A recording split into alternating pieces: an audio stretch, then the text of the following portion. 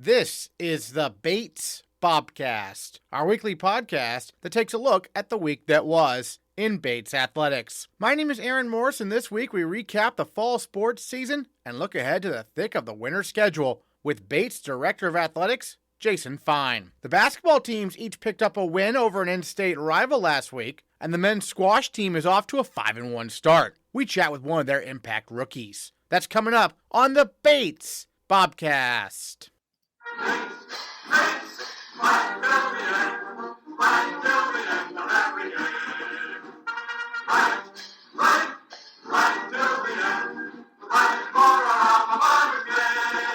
The women's basketball team rolled to a 74-48 win over Colby last Tuesday behind a season-high 33 points from senior captain Meghan Graff. The 33 points are the second most Graff has scored in one game in her collegiate career. Then the Bobcats lost a thriller against Bowdoin by a count of 62-57 on Thursday. Bates was down by 22 points in the third quarter before nearly pulling off a stunning rally, cutting the deficit to 2 at one point in the fourth quarter. Graff had 27 points in the Bowdoin game, and for her efforts, Meghan Graff is our female Bobcat of the week. Well, Meg, let's start with the Colby game a week ago. Second highest point total for you in a single game, 33 in that game. What was really just opening up for you? I think just being able to create open shots outside of our offenses as well as what they were giving us defensively. I think we are definitely able to just get to some high quality and high percentage shots throughout executing our offenses all game, whether it was like pushing in transition, calling our set plays, everything was kind of just working within the flow of the game. How good of a feeling is it, I think, probably realizing they weren't going to be able to stop you? Yeah, I think it's definitely easy. It's easy as a player to get momentum when you feel like you're getting to these open shots, and I definitely felt that throughout the game. And just like staying focused, even though we kind of had like a steady lead all throughout the game, just staying focused all four quarters. And then the Bowdoin game was a wild one. I mean, they went up big, and you were able to make a furious rally in the fourth quarter, make very close to the end. What changed in that final quarter, in your opinion? I mean, even though we didn't end up coming out with the win, just like how willing you are as a team to just like not give up.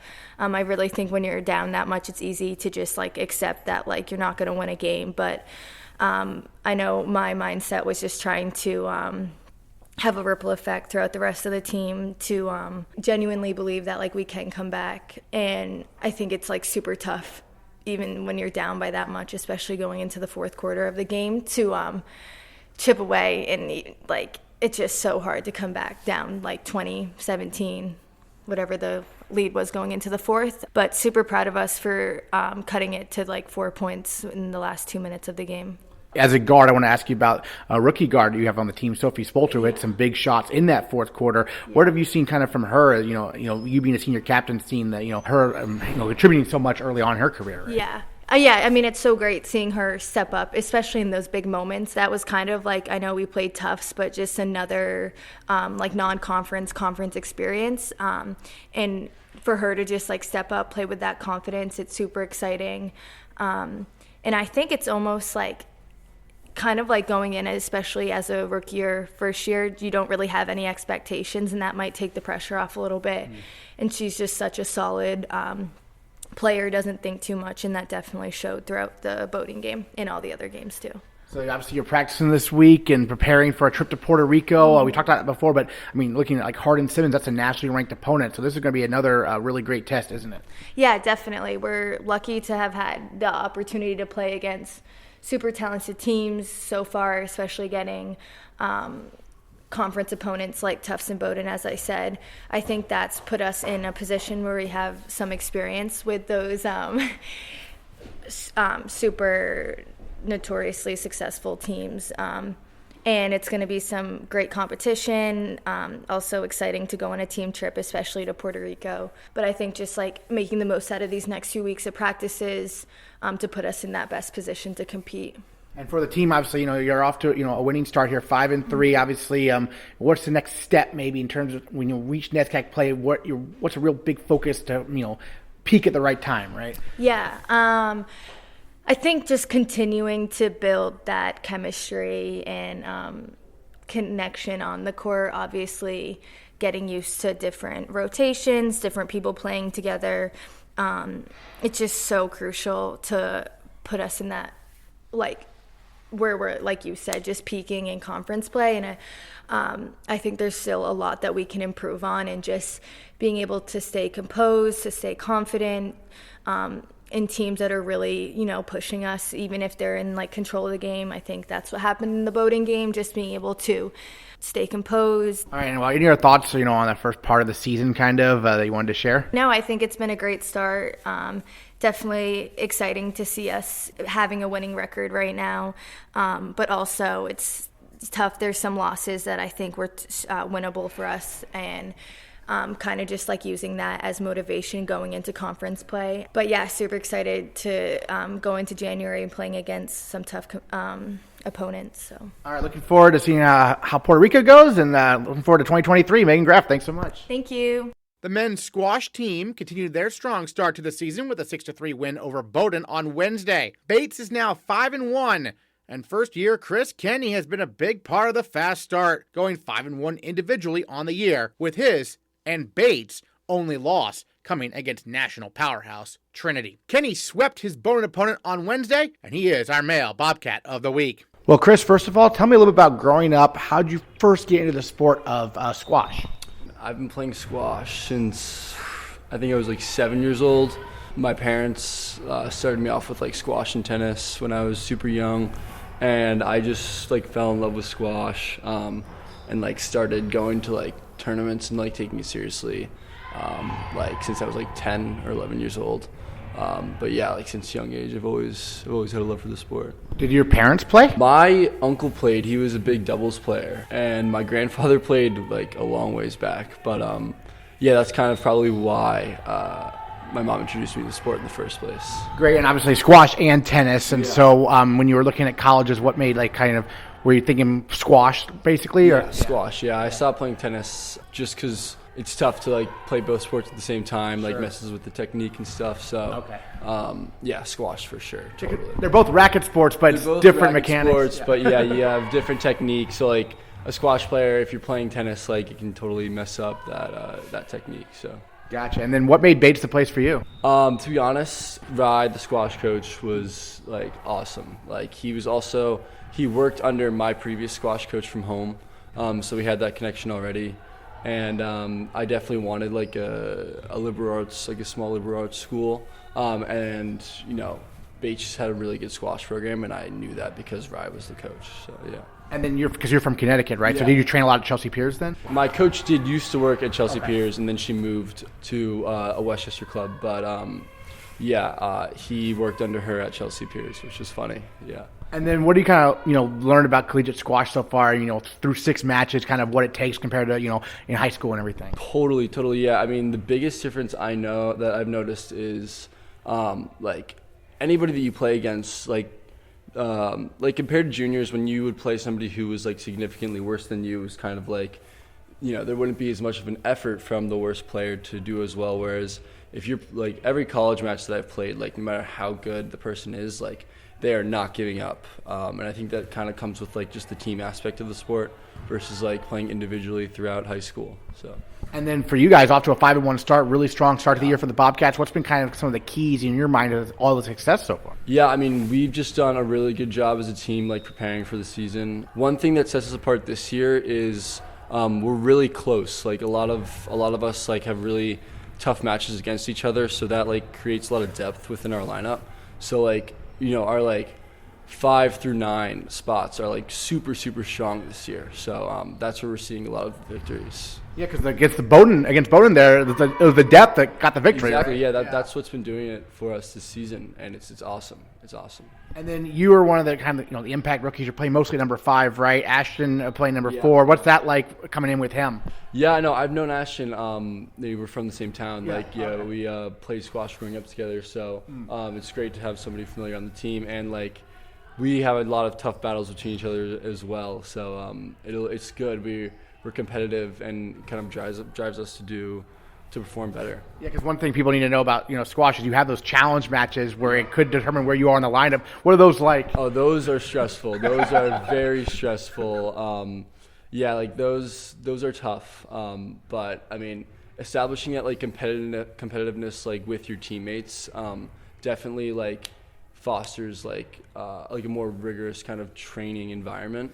So I think that although they are tough and people do get mad at each other sometimes, they really do like help improve us in terms of ability. Does it make the actual matches seem even like less pressure almost? Yes, it does. Totally, yeah.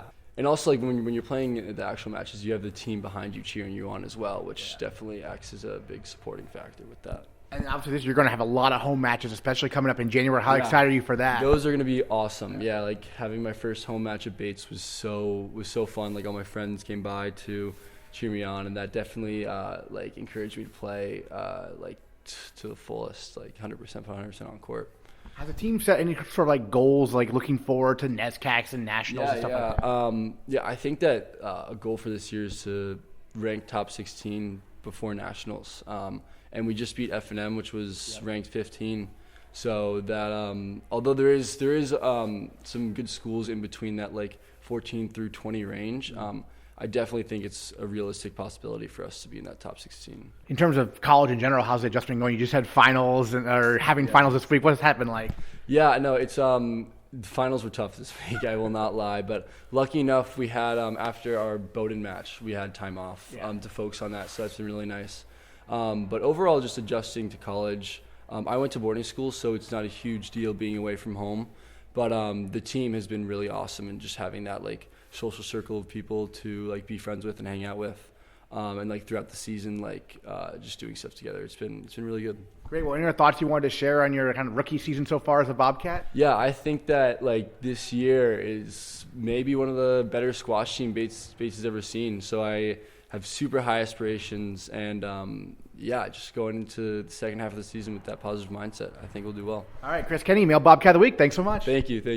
The men's basketball team picked up a 70-60 win at Bowdoin Friday night before falling to Colby on Saturday. Junior Simon McCormick continued his strong start to the season with a season-high 17 points on 5 of 9 shooting against the Polar Bears and 12 points to go along with the season-high 7 rebounds against the Mules. My first year last year was just kind of just getting adjusted to the college level, being 5'6", against these taller guys, 6'5", 6'4". You kind of have to just adjust. From what I've known from like main basketball, guys are relatively my size, not as quick as me, but at the college level, everyone's good. So last year was a lot of shooting for me, staying out of the paint.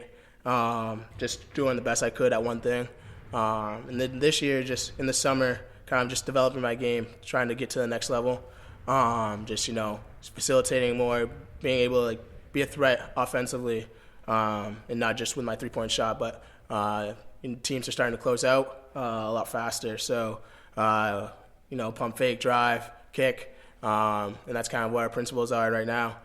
Just trying to be able to be more of a threat and do a little bit more than shooting. Terrific. And then you started the year as kind of, the sixth man off the bench, that instant offense. And then you also got some starts recently. Does it change things at all, your mentality coming into the game when you know you're going to be starting versus you're going to be the first guy off the bench? No, it doesn't change my mentality at all. Just go in, energy, get the guys pumped up as much as I can, whether that's 6-man, 7-man, or starting. Just going out there and like playing the way I want to play, playing the way I need to play to help our team. So it doesn't really change the role. Just because of when I go in.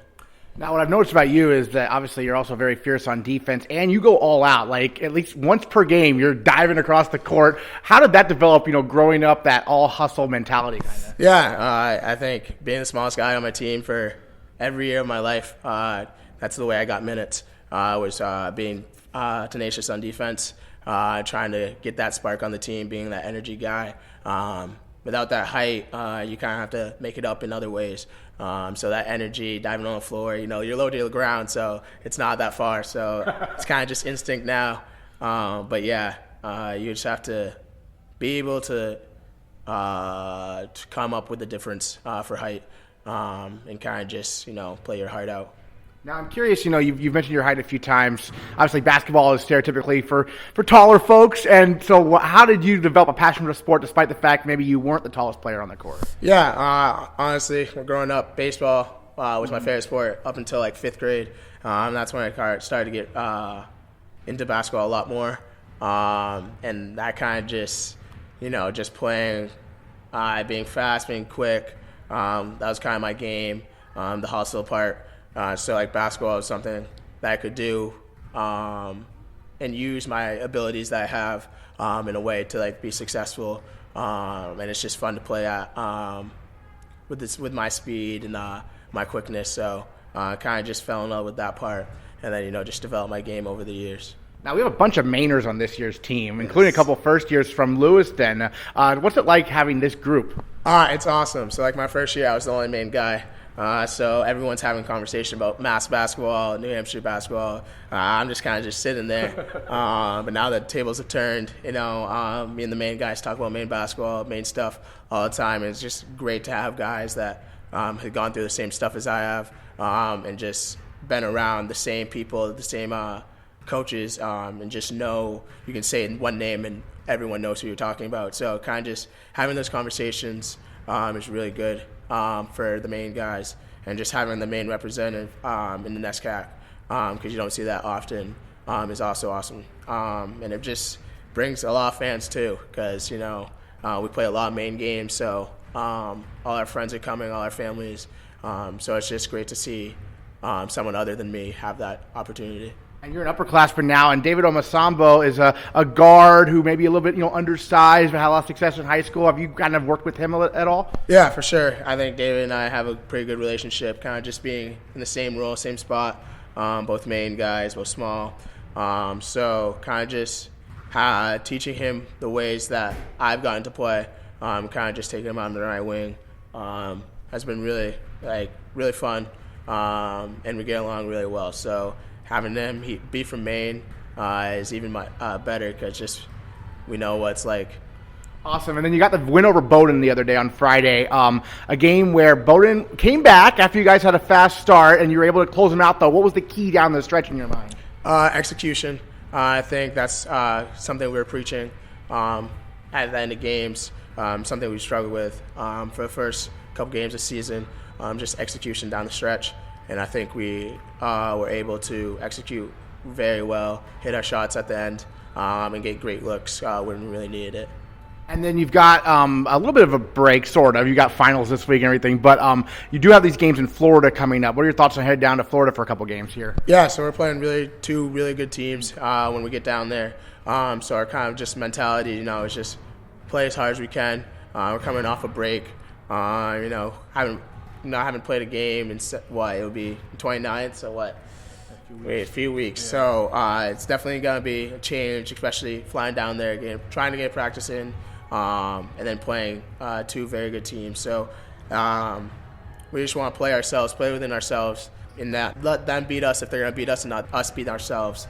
And I think if we play ourselves, I think we could have a really good time down there and bring back a couple wins. Great. Well, any other thoughts you wanted to share about kind of the season so far we haven't going to talk about maybe? Yeah, I think so last year, having no fans, playing against no fans was not very fun. So having the home crowd every time we play at home is just awesome. And the alumni is always packed. So thank you to all the people who show up, bring the energy. Without them, we couldn't have had the season we've had so far. The record doesn't show it, but I think we have a really special group. And we're getting better day in, day out.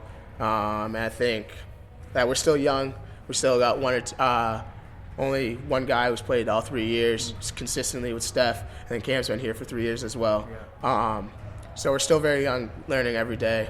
But I think once NESCAC play comes around and then the season comes around, I think it'll be a different story than it is right now. All right, looking forward to 2023 coming up here after your trip to Florida. Simon, thanks so much for joining us on the Bobcast. Really appreciate it. Awesome. Thank you, Aaron, so much. As the fall semester draws to a close, we welcome back Director of Athletics Jason Fein to the Bobcast to give his take on everything from football to squash as we take a short break before ramping things back up in January. First of all, obviously for football, this was a brand new coaching staff, only, one holdover and then also one returnee, but also mainly, new head coach in Matt Coyne. What were your thoughts on, his rookie season, getting 3 wins with a team that, didn't have a ton of depth, but now they're kind of building that up in recruiting, right? Yeah, absolutely. First of all, thanks for having me. It's great to be on the Bobcast. And it must be a slow news week around here if the AD's getting on, but I'm excited. We hit the ground running with football. We were real hopeful that this fall would look somewhat normal for the first time in several years, and luckily it has. Coach Coyne, was really working hard since he got here with his, building his staff and recruiting. But once we actually got on the field, it was great to see the way the team responded. And, I think the record of getting 3 wins in the first year is, it's not the thing that we obviously aspire to when we go into a season. But certainly I think the way that the team was feeling, the way they were coached, the way they responded, was really, really encouraging. And I think you're right. We're building depth for the future. We had a great outgoing senior class that was able to stick around and help this year and bring up some of the new guys, and we've got a good class coming in next year. So I think things are on the right track, and I know that I've gotten a lot of good feedback from parents and alums and football supporters about the direction of the program. So we're excited. And then another new head coach who really experienced some immediate success, Danny Feldman, coming in with the cross-country programs, leading the men and the women, kind of a new format in terms of how, the cross-country track and field teams are run here. And it was a huge success, right? I mean, the results speak for themselves almost. Absolutely. I mean, Danny came in, not much before the season started, and, to use that pun, I guess, right, hit the ground running.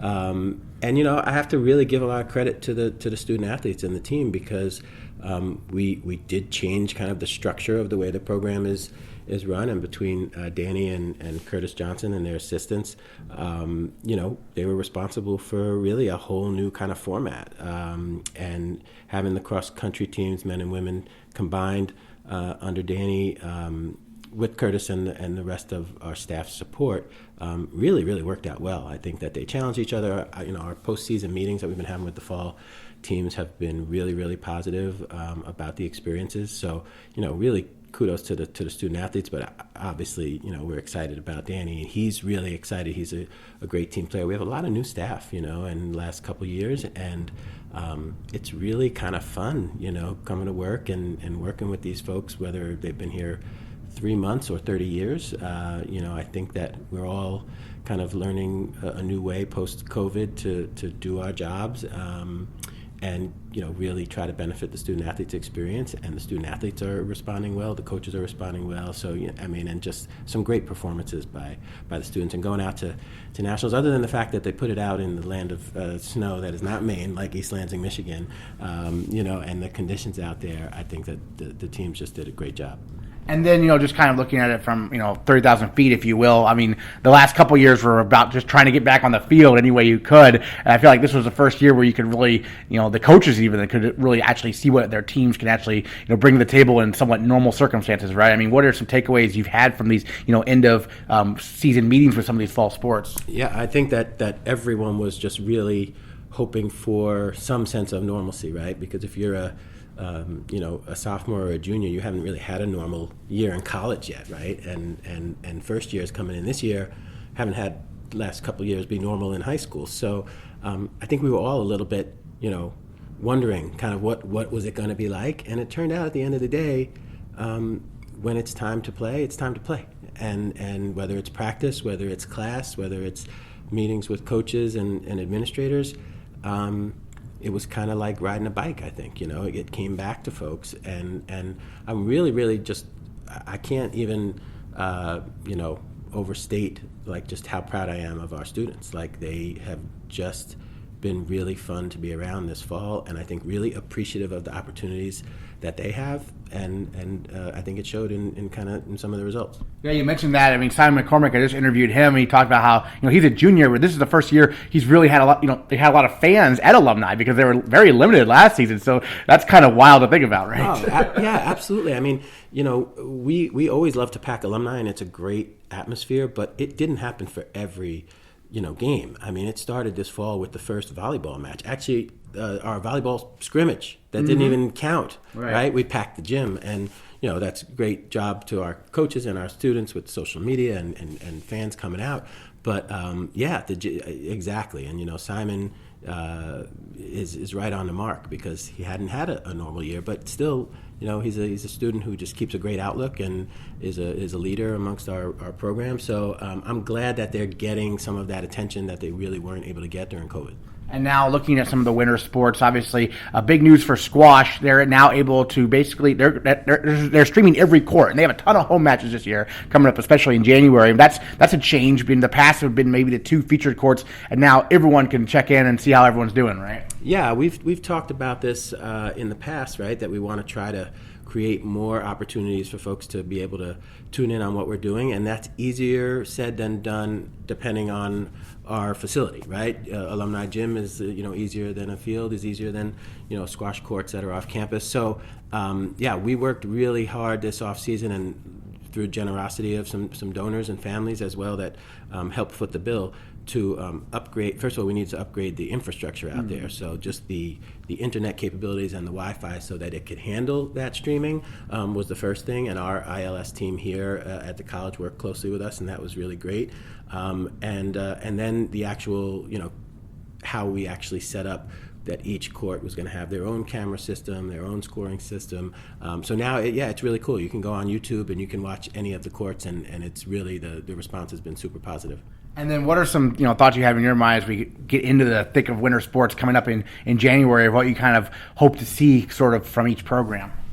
I mean, I think that I would love to, see a continuation of what we saw this fall. It's there's kind of no days off. I think the fall you had a minute to kind of reset and go, okay, yeah, we remember how to do this. But now we're into the winter and it's like a regular year. And we did have one game already postponed because an opponent team had COVID, and you got to remember that's still around, right? We're still dealing with that stuff, so we will have some setbacks. But I think that the students and the coaches are just raring to go. The NESCAC is always tough in every sport, and it's different. Like our break periods are a little longer, and we start a little later, and we play a little less. So we were just starting to probably build a little bit of momentum here as we hit the stride this week and played the non-conference, Maine, Bowdoin, and Colby games with basketball, and now you have a big kind of break, finals, and take a little time off. But these next time the basketball teams play, they'll be on the road. Before you know it, it'll be January. We'll be back here, and then hopefully once the students get back, we'll pack alumni again, and it'll be great. But I think all our teams are kind of figuring out their identities at the moment. And for the women's basketball team, they're going to Puerto Rico, which is certainly an interesting trip. I mean, it's an exciting opportunity, right? Because typically for basketball, each class gets one trip, right? And they're getting it here, right?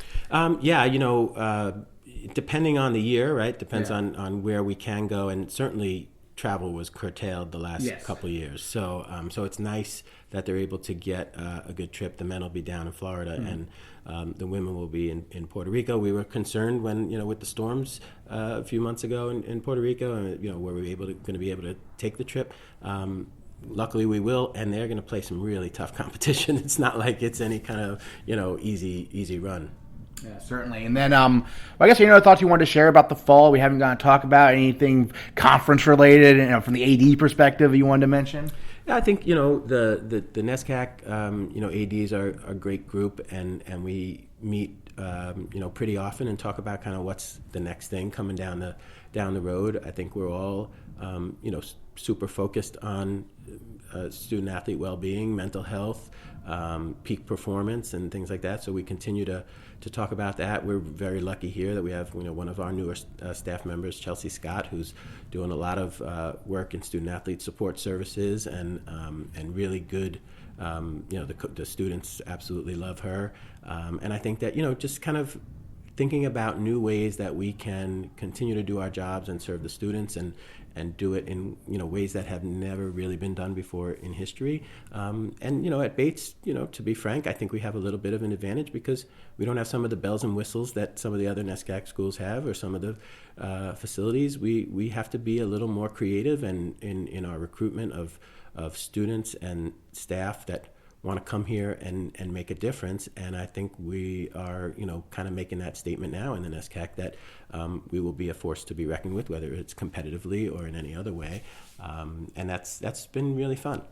Awesome. Jason Fein, thanks so much for joining us on the Bobcast, recapping the fall and looking forward to the winter. Thanks so much, Aaron. Always good to be here. The Bobcast is off for the rest of the month before we make our triumphant return in January. Stay up to date on all the latest Bates Athletics news by checking out GoBatesBobcats.com and by downloading the Bates Bobcats mobile app. And we'll see you in 2023 on the Bates Bobcast.